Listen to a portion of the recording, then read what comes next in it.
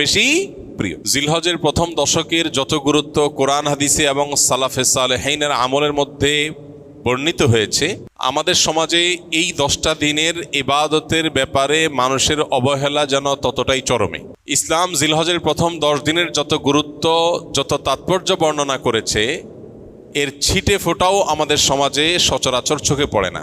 আমরা কোরবানির পশুর হাট কিংবা গরু ছাগলের আনাগোনা দেখে জিলহজ মাস আসছে সেটা টের পাই, অনুভব করতে পারি। অথচ সাহাবা ইকরাম রিদওয়ানুল্লাহি তাআলা আলাইহিম আজমাইন তারা জিলহজের প্রথম 10টি দিন ইবাদতের ব্যাপারে এত বেশি মাশগুল হতেন, এত বেশি রত থাকতেন যে তাদের বাজারে ঘাটে জিলহজের প্রথম দশকের আলামত বোঝা যেত।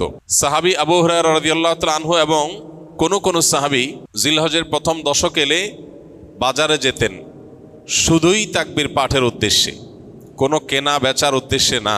উদ্দেশ্য ছিল বাজারে গিয়ে বাজারে দুনিয়াদারিতে মগ্ন মানুষগুলোকে জিলহজের প্রথম দশকের ইবাদতের ব্যাপারে স্মরণ করানো। এই জন্য বাজারে গিয়ে এই দশকে বলতেন আল্লাহু আকবার, আল্লাহু আকবার, লা ইলাহা ইল্লাল্লাহু, আল্লাহু আকবার, আল্লাহু আকবার ওয়ালিল্লাহিল হামদ।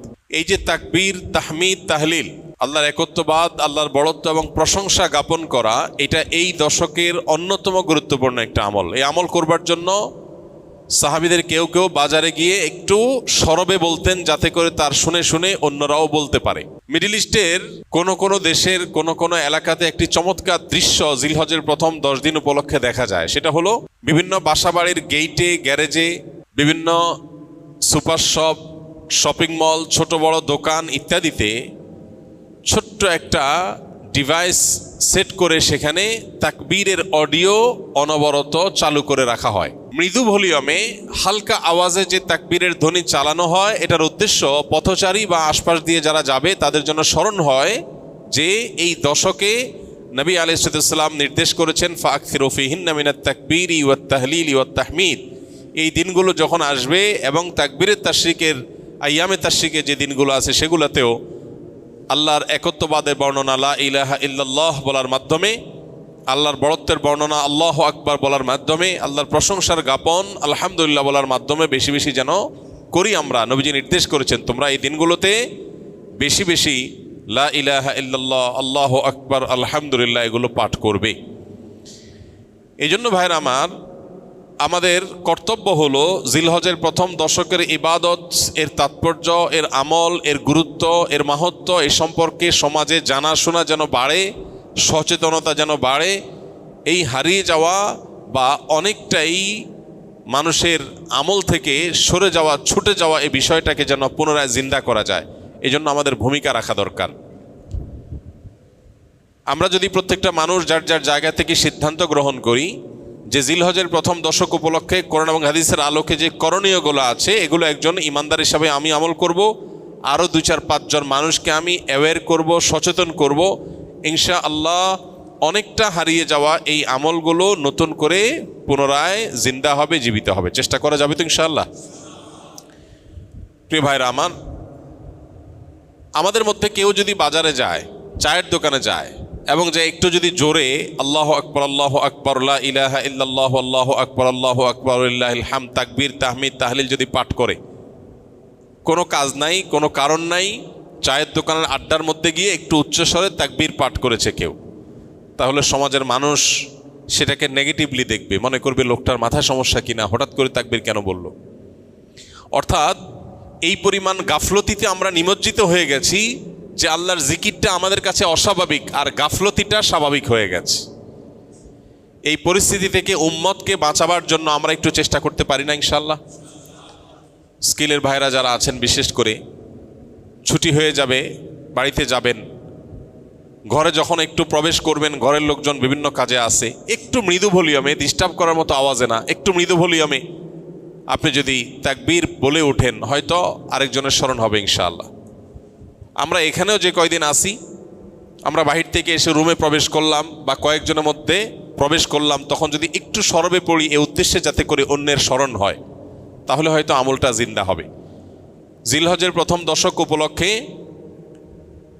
আমাদের সবগুলো মনিটরে ইনশাআল্লাহ এই দশকে তাকবীরের ধ্বনি উচ্চারিত হতে থাকবে মৃদু ভলিউমে, যাতে করে অন্যদের স্মরণ হয়। এবং এই দশকের ফজিলত, তাৎপর্য, মাহাত্ম্য এবং করণীয় সম্পর্কে অনেকগুলো লিফলেট প্রিন্ট করা হয়েছে। আমরা এগুলো নিয়ে যাব ইনশাআল্লাহ। একটা দুটা করে সংগ্রহ করব। আজকে মসজিদে রাখা উচিত ছিল, পরবর্তীতে আমরা মসজিদে রাখা হয়েছে কিনা নিয়ে আসতেছে, যদি নিয়ে আসে তাহলে সেক্ষেত্রে ভালো, এটা আগে থেকে আনা দরকার ছিল। তো এই লিফলেটগুলো আমরা ইনশাআল্লাহ যার যার জায়গা থেকে নিয়ে যাব। আর আমাদের সকল প্রতিষ্ঠানে আসুন্নাহ ফাউন্ডেশন থেকে আমরা একটা ফেস্টুন প্রিন্ট করেছি, 2 সাইজের, একটা ছোট আর একটা বড়। এই ফেস্টুনগুলো আমরা প্রত্যেকটা প্রতিষ্ঠানের একেবারে প্রবেশদ্বারে বা এমন জায়গায় যেখানে সবার অনবরত চোখ পড়বে সেখানে আমরা ঝুলিয়ে রাখবো। এই সবগুলোর উদ্দেশ্যই হলো জিলহজের প্রথম দশককে আমরা ইবাদত এবং আমলের একটা দশকে পরিণত করব ইনশাআল্লাহ। রমজান মাসে আলহামদুলিল্লাহ কম হোক বেশি হোক, ভুল হোক ভালো হোক মন্দ হোক, মিলিয়ে ঝুলিয়ে আমল করার একটা চেষ্টা আমাদের সমাজে আছে। কিন্তু জিলহজের প্রথম দশক উপলক্ষে নেক আমল বা ইবাদতের তেমন কোনো কাজ দেখা যায় না। কাজ একটাই, কোরবানির গরু ছাগল কেনা বেচা। এছাড়া এই দশকের আর কিছু চোখে পড়ে? চোখে পড়ে না। আপনারা বিভিন্ন এলাকার মানুষ আছেন, আমি আপনাদেরকে উদাত্ত আহ্বান রাখতে চাই, অনলাইনে আমাদেরকে যারা শুনছেন তাদেরকে উদাত্ত আহ্বান রাখতে চাই।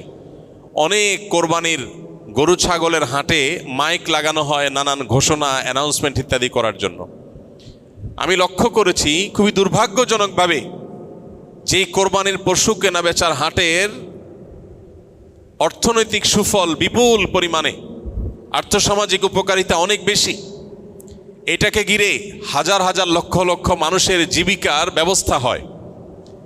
এই দেশ পশু পালনে অনেকটা স্বয়ংসম্পন্ন, পশুর গোশত যতটুকু আমাদের প্রয়োজন হয় তার জন্য স্বয়ংসম্পূর্ণতা অর্জন করেছে শুধু কোরবানির খাতিরে। সারা বছর একটা বাছুর লালন পালন করার পর বা 2 বছর লালন পালন করার পর যখন বাজারে বিক্রি করে কেউ একজন গরিব মানুষের সংসার পালার মতো টাকা হয়ে যায়। বহু মানুষের জীবিকা এই কোরবানির এই ইবাদতের মাধ্যমে আল্লাহ তাআলা ব্যবস্থা করেছেন। কোরবানির এই আমলটা যেখানে একটা ইবাদত, আল্লাহর গুরুত্বপূর্ণ একটা নির্দেশ। নবী করিম সাল্লাল্লাহু আলাইহি সাল্লাম কানা নবী সাল্লাল্লাহু আলাইহি সাল্লাম আকামা রাসূলুল্লাহ সাল্লাল্লাহু আলাইহি সাল্লাম বিল মদিনাতে 10 সিনিন ইউদাহি। নবীজি 10 বছর কোরবানি করতেন, মদিনায় অবস্থান করেছেন এবং কোরবানি করতেন। শুধু বিদায় হজের সময় তিনি হজের সফরে ছিলেন, বাকি বছরগুলোতে তিনি মদিনা থেকে প্রতি বছর কোরবানি করতেন। তো কোরবানির এই আমলটা যেহেতু একটা ইসলামিক কাজ, একটা ইবাদত, সেই ইবাদতকে ঘিরে যে হাট বা বাজার হয় সেখানকার মাইকে গান এবং বাজনা বাজানো হয়। এর চেয়ে দুর্ভাগ্যজনক বাস্তবতার কি আছে? তো আপনাদেরকে আমরা উদাত্ত আহ্বান রাখতে চাই, এইসব মাইকে বিভিন্ন অ্যানাউন্সমেন্ট করতে হয়, বিভিন্ন ঘোষণা দিতে হয়, সেটা দেওয়া হোক। পাশাপাশি বাকি সময়গুলোতে মানুষের অ্যাটেনশন গ্রো করার জন্য গান বাজনা নয়, তাকবীরের ধ্বনি উচ্চারিত হোক। আমরা ইনশাআল্লাহ দাওয়াতের নিয়তে, মাস্তানি না, কিসের নিয়তে? দাওয়াতের নিয়তে এরকম হাট বাজারগুলোতে যারা দায়িত্বশীল আছেন তাদেরকে গিয়ে যদি ফাউন্ডেশন একটা লিফলেট দেই আর একটু হাতে পায়ে ধরে আল্লাহর ভয় দেখাই যে আপনি যে গান বাজাচ্ছেন এই গান শুনে যত মানুষ গুনাহগার হবে, এই হারাম মিউজিকের কারণে যত মানুষ গুনাহগার হবে, আপনি দায়ী হবেন। মানুষ এসছে ইবাদতের একটা কাজের জন্য, পশু কেনার জন্য, আপনি তাকে গুনাহ করতে বাধ্য করছেন। এটা হয় না। এলাকার ওলামা একরাম যাদের প্রভাব আছে, যাদের সামাজিক অবস্থান আছে, সেরকম ভালো 2-4টা মানুষকে সাথে নিয়ে আমরা দাওয়াতের উদ্দেশ্যে বললাম। আমাদের কথা যদি কেউ আমল নাও করে সওয়াব তো আমরা পেয়ে যাবো ইনশাআল্লাহ। চেষ্টা করা যাবে না ইনশাআল্লাহ? আমরা যদি এটা কেউ করতে পারি, পরবর্তীতে ছুটির পরে এসে বাইজিদের কাছে আপনারা রিপোর্ট করবেন কে কোন বাজারে এই আমলটা করাইতে পারছেন, পারলে ভিডিও করে রেখে দিবেন। আমি ইনশাআল্লাহ ছুটির পরে, আমি হজের সফর থেকে ফিরে আসার পরে আপনাদের মধ্যে যারা এই কাজটা করতে পারবেন আমি আলাদা করে তাদেরকে পুরস্কার দেবো ইনশাআল্লাহ। আর আমার পুরস্কার আর কি, আল্লাহ রাব্বুল আলামিন সবচেয়ে বড় পুরস্কার ইনশাআল্লাহ দিবেন। চেষ্টা করা যাবে না ইনশাআল্লাহ? তো আমরা দাওয়াতের নিয়তে এই পরিকল্পনাটা করব যে কোরবানির পশুর হাটে গান বাজনা নয়, তাকবীর উচ্চারিত হওয়া উচিত। মানুষকে নরমের সাথে যুক্তি দিয়ে বোঝাতে হবে, রাগারাগি না, মানুষের সাথে ব্যবহার খারাপ করা না, দাওয়া হতে হবে সুন্দরভাবে। চেষ্টা করা যাবে না ইনশাআল্লাহ? একটা লিফলেট নিয়ে গেলেন কোরবানির পশুর হাটে, যে জায়গায় লাগাইলে কারোর ক্ষতি হবে না, কারোর ওয়ালে পারমিশন ছাড়া লাগাইলে তিনি কষ্ট পাবেন, নিষেধ করা আছে, এরকম জায়গায় না। যেখানে লাগালে কারোর কোনো অসুবিধা হবে না, এরকম জায়গায়। কোনো একজন রিক্সা চালক ভাই তিনি সম্মতি দিয়েছেন তার রিক্সার পেছনে লাগাতে, তাহলে তার অনুমতি নিয়ে তার পেছনে লিফলেট লাগাই দেন, যাতে করে এটা দেখে 10 জন মানুষ আমল করে। একটা হারিয়ে যাওয়া সুন্নাহকে, একটা হারিয়ে যাওয়া বা বেশ কয়েকটা হারিয়ে যাওয়া আমলকে আমরা সমাজে পুনরায় জীবিত করার জন্য যদি কাজ করি, তাহলে আমাদের মর্যাদা আল্লাহর কাছে কত বেশি, এ বিষয়ে বহু হাদিস বর্ণিত হয়েছে। আমরা সেই মর্যাদা অর্জন করার চেষ্টা করতে পারি না ইনশাআল্লাহ? এজন্য ভাইরা আমার, যারা এই কথাগুলো আমরা শুনছি অনলাইনে অফলাইনে, আমরা আরো কয়েকজনের কাছে পৌঁছে দিব। জিলহজের প্রথম দশক শুধু কোরবানির পশু কেনা বেচার দশক নয়, এই দশক ইবাদতের দশক, এই দশক আমলের দশক। নবী করিম সাল্লাল্লাহু আলাইহি সাল্লাম বলেছেন, মা মিন আইয়ামিন আল আমালুস সালিহু ফিহিন্না হাব্বু ইলাল্লাহ মিন হাযিহিল আইয়াম। কিলা ইয়া রাসূলুল্লাহ ওয়ালাল জিহাদু ফি সাবিলিল্লাহ? ক্বাল ওয়ালাল জিহাদু ফি সাবিলিল্লাহ। নবীজি সাল্লাল্লাহু আলাইহি সাল্লাম বলেছেন, জিলহজের এই 10 দিন, পহেলা জিলহজ থেকে 10 জিলহজ পর্যন্ত, এই 10টা দিন নেক আমল করলে আল্লাহর কাছে এর মর্যাদা, মাহাত্ম্য, ফজিলত এত বেশি যে অন্য কোনো সময়ের অন্য কোনো আমলে আল্লাহ এত খুশি হন না বা আল্লাহর কাছে এত প্রিয় না। এই দশকের ভালো কাজ আল্লাহর কাছে যত বেশি প্রিয়। সাহাবীগণ জিজ্ঞাসা করলেন, হে আল্লাহর রাসূল, অন্য সময় আল্লাহর রাস্তায় জিহাদ করলে যে বিপুল ফজিলত, সেটার মর্যাদাও কি এই দিনের চাইতে বা সেটাও কি আল্লাহর কাছে বেশি প্রিয় না? নবীজি বলেছেন, না, ওয়ালাল জিহাদু ফি সাবিলিল্লাহ। অন্য সময় জিহাদ করেও আল্লাহর কাছে এই দশকে নেক আমলের সমান সওয়াব পাওয়া সম্ভব না বা আল্লাহর প্রিয় নয়। তবে অন্য সময় যদি কেউ জিহাদ করতে বের হয়ে তার জান মাল সব কোরবান করে দেয়, তার কথা ভিন্ন, তার সাথে কারো কোনো তুলনা নেই। তাহলে ভাইরা আমার, এই দশকে নেক আমলের ব্যাপারে নবী আলাইহিস সালাম এত বেশি গুরুত্ব আরোপ করেছেন, এত বেশি গুরুত্ব দিয়েছেন, আল্লাহ তাআলার কাছে সবচেয়ে বেশি প্রিয়। এই জন্য এই দশকে আমরা নেক আমল করার চেষ্টা করবো তো ইনশাআল্লাহ। এই দশক উপলক্ষে আমরা 10টি কাজ করব। নাম্বার 1, এই দশক উপলক্ষে সাধারণ যে নেক আমলগুলো আছে, রুটিন যে ভালো কাজগুলো আছে, এগুলো বেশি বেশি করব।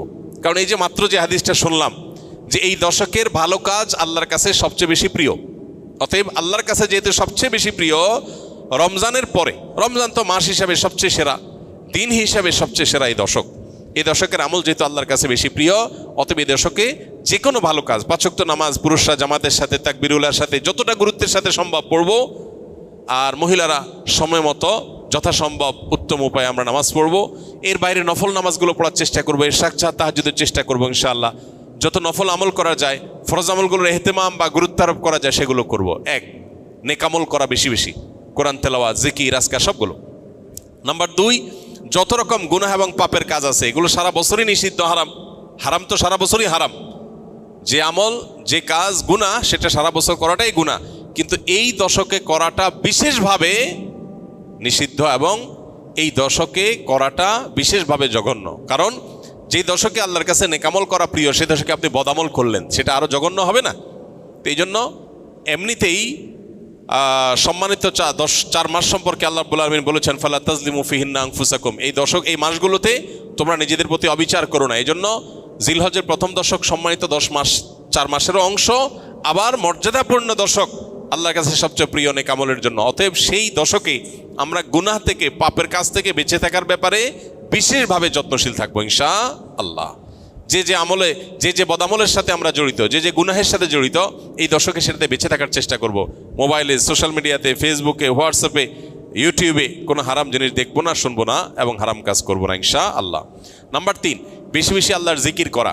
কারণ আল্লাহ তাআলা সূরা হজর 28 নম্বর আয়াতে এই নির্দিষ্ট দিনগুলোতে আল্লাহ বেশি বেশি জিকির করতে নির্দেশ করেছেন। অতএব বেশি বেশি আল্লাহর জিকির, যত রকমের আল্লাহ জিকির হতে পারে, মুখের জিকির, অন্তরের জিকির, এই জিকিরগুলো বেশি বেশি করবো ইনশাআল্লাহ। নাম্বার 4, যাদের হজের তৌফিক হয়েছে তারা এই দশকে হজ করবেন, হজ শুরু করবেন 8 তারিখে।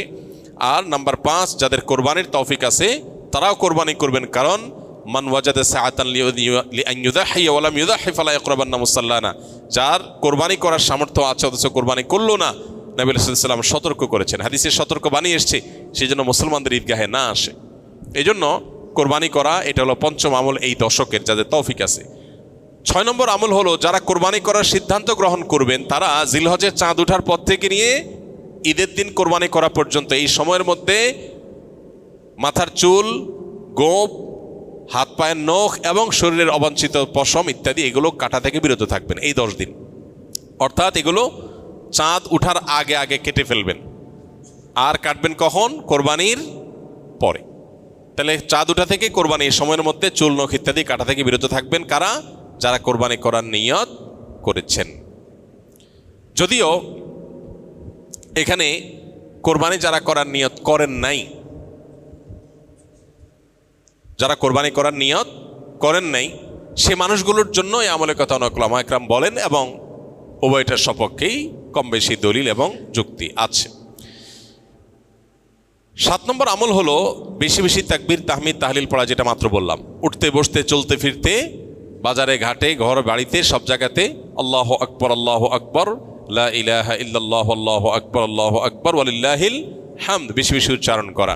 আমরা মোবাইলের ওই যে কল করলে যে বাজে যে কি বলে ওইটাকে রিংটোন না, ওয়েলকাম টিউন হিসাবে তাকবীর কিভাবে সেট করা যায় সেটার জন্য আমরা প্ল্যান করতে পারি, প্রোগ্রাম করতে পারি। আর কতভাবে মানুষকে স্মরণ করানো যায় হালাল উপায়ে, বৈধ উপায়ে, সেটা আমরা চেষ্টা করতে পারি। তাহলে 7 নম্বর আমল হলো বেশি বেশি তাকবীর তাহমিদ তাহলিল পাঠ করা। এটা এই 10 দিন ধরে রাত দিন কোনো সংখ্যা ছাড়া যার যতটুকু তৌফিক হয়। 8 নম্বর আমল হলো এই তাকবীরটাই আইয়ামে তাশরিকে অর্থাৎ জিলহজের 9 তারিখ বাদ ফজর থেকে নিয়ে জিলহজের 13 তারিখ আসর পর্যন্ত প্রত্যেক নামাজের পরে একবার করে পাঠ করা, নারী পুরুষ সবাই। এটা আবশ্যক, সবাইকে করতে হবে প্রত্যেক নামাজের পরে একবার করে। এটা হলো তাকবীরে মুকাইয়াদ বলে, নির্দিষ্ট তাকবীর এই দিনগুলোতে এই নামাজের পরে। আর প্রথমটা বললাম 7 নম্বর আমলটা হলো সাধারণ তাকবীর, তাকবীরে মুতলাক, অর্থাৎ এই দশক জুড়েই সবসময় বেশি বেশি তাকবীর পাঠ করা। তাহলে 8টা আমল পেয়ে গেলাম। 9 নম্বর আমল হলো জিলহজের 9 তারিখে রোজা রাখা। যারা আরাফায় যেতে পারেন নাই, বিশ্বজুড়ে যে মুসলমানরা আছেন তারা এই দিন রোজা রাখবেন। এই দিনে রোজা রাখলে কি লাভ হবে? নবী আলাইহিস সালাম বলেছেন আহতাসিবু আল্লাহ আইয়ুকাফিরাস সানাতাল্লাতী ক্বাবলাহু ওয়াল্লাতী বা'দাহ, অর্থাৎ জিলহজের 9 তারিখে আরাফাত দিনে রোজা রাখলে কেউ তার 1 বছর আগের আর বেঁচে থাকলে অগ্রিম 1 বছর পরের গুনাহ আল্লাহ মাফ করে দিবেন, অর্থাৎ সগীরা গুনাহগুলো আল্লাহ তাআলা মাফ করে দিবেন। এই জন্য এই আমলটা করার চেষ্টা করা। শুধু জিলহজের 9 তারিখই নয়, অনেক উলামা ইকরাম জিলহজের 1 থেকে 9 পর্যন্ত এই সবগুলো দিনকে রোজা রাখাটাকে মুস্তাহাব বলেছেন। আর 10 নম্বর আমল হলো ঈদের দিনে যে সুন্নাহগুলো আছে সেগুলো পালন করা। অতএব জিলহজের এই দশককে আমল এবং ইবাদত দিয়ে সাজাবার চেষ্টা করবো তো আমরা ইনশাআল্লাহ। বেশি বেশি তাকবীর তাহলিল তাহমিদ নিজেরা পড়বো, অন্যদেরকে উদ্বুদ্ধ করবো, চেষ্টা করা যাবে না ইনশাআল্লাহ। আল্লাহ রাব্বুল আলামিন আপনাকে আমাকে আমাদের